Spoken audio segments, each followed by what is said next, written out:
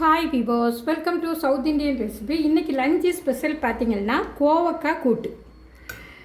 கோவக்காய் கூட்டு இந்த மெத்தடில் நீங்கள் செய்தீங்கன்னா சாப்பிட்றதுக்கு ரொம்ப டேஸ்ட்டாக இருக்கும். ஆக்சுவலாக இது வந்து சாதத்தில் நம்ம குழம்பே ஊற்றாமல் இதை பிசைஞ்சு சாப்பிடலாம். அப்புறம் பார்த்திங்கன்னா கஞ்சிக்கு, பழைய கஞ்சி சிலர் சாப்பிடுவாங்க. அது பழைய கஞ்சிக்கு ரொம்ப டேஸ்ட்டாக இருக்கும். சப்பாத்தி, பூரி, ரொட்டி இதுகளுக்கெல்லாம் இதை சேர்த்து வச்சு சாப்பிடும்போது ரொம்ப டேஸ்ட்டாக இருக்குது. இது எப்படி செய்யலாங்கிறத தான் இந்த வீடியோவில் நம்ம பார்க்க போகிறோம். வாங்க. கோவக்காவை நல்லா வாஷ் பண்ணி எடுத்து வச்சுருக்கிறேன். இப்போ இதை வந்து நீல வாக்கில் கட் பண்ணி எடுத்துக்கலாம். கோவக்காவை நல்லா நீளமாக தான் கட் பண்ணி வச்சுருக்கிறேன். கோவக்காவோட தோல் பார்த்திங்கன்னா கொஞ்சம் திக்காக இருக்கும். அதனால் குக்கரில் வேக வைக்கும்போது ரொம்ப டேஸ்ட்டாக இருக்கும்.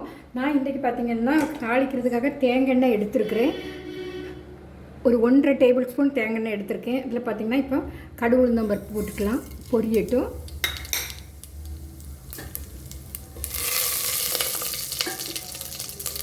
நல்லா பொரிஞ்சிட்டு உளுந்த பருப்பு சவுத்துட்டு இப்போ நமக்கு வந்து ஒரு இனுக்கு கருவேப்பிலை சேர்த்துக்கலாம். அதோடு பார்த்திங்கன்னா ஒரு பெரிய வெங்காயம் இதையும் நீள் வட்டத்தில் நறுக்கி வச்சுருக்கேன். அதோட ஒரு மிளகாய் இதையும் இதில் நம்ம சேர்த்துக்கலாம். ஒரு கண்ணாடி பதம் வரைக்கும் இந்த எண்ணெய்களை நம்ம வதக்கி எடுத்துக்கலாம். வெங்காயம் நல்லா கண்ணாடி பதத்துக்கு குக் ஆகிடுச்சு. இப்போ நம்ம வந்து வெட்டி வச்சுருக்கிற கோவக்காவை இதில் நம்ம சேர்த்துக்கலாம்.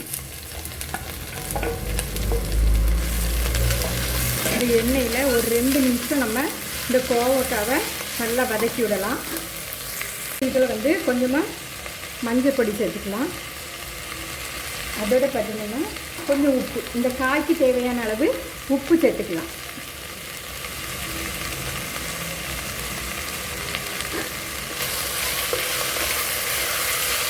இந்த உப்பு இந்த காயில் பிடிக்க முடியாது.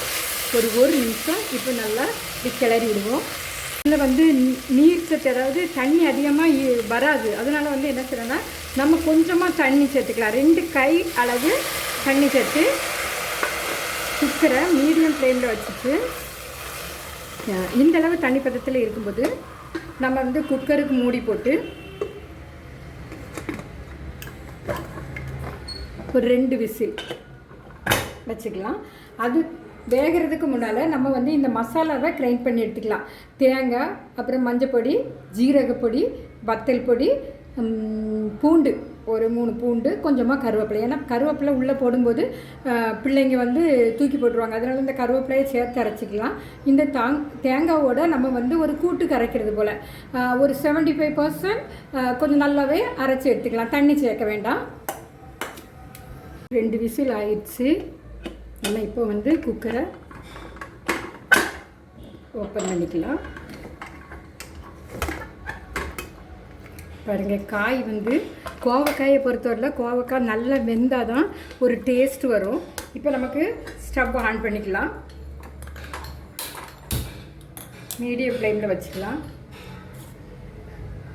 அரைச்சி வச்சுருக்கிற மசாலாவை நம்ம இதில் சேர்த்துக்கலாம். நான் மசாலா அரைக்கும்போது மசாலாவுக்கு கொஞ்சம் உப்பு சேர்த்து அரைச்சேன். ஏன்னா காய்க்கு நம்ம உப்பு சேர்த்துட்டோம், மசாலாவுக்கு உப்பு சேர்க்கல, அதனால உப்பு சேர்த்துருக்கேன். இப்போ இந்த மசாலா கொஞ்சம் ஒரு 2 நிமிஷம் அப்படியே வேகட்டும். இதை நம்ம காயோடு சேர்த்து நல்லா கிளறி விடுவோம்.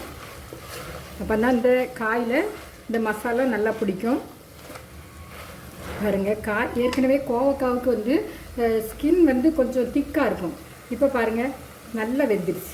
வெந்தால் தான் இந்த கோவக்காய் கூட்டு வந்து ரொம்ப டேஸ்ட்டாக இருக்கும். அதோட இந்த கோவக்காய் கூட்டை வந்து நம்ம வந்து சாதத்தோடு பிசைஞ்சு சாப்பிடும்போது ரொம்பவே டேஸ்ட்டாக இருக்குங்க. வேகட்டின்னு 1 நிமிஷம் போதும்.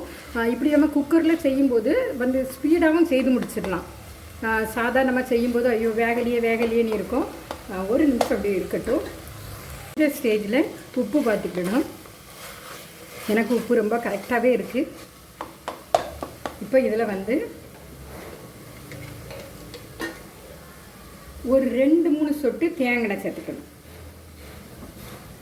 தேங்காய் சேர்த்து ஒரு தடவை இப்படி லைட்டாக கிளறி விட்டுட்டு ஸ்டவ் ஆஃப் பண்ணிக்கலாம். இதே போல் நீங்களும் உங்கள் வீடுகளில் செய்து பாருங்கள். லைக் பண்ணுங்கள், ஷேர் பண்ணுங்கள், மறக்காமல் சப்ஸ்கிரைப் பண்ணுங்கள். தேங்க்யூ ஃபார் வாட்சிங் மை வீடியோஸ்.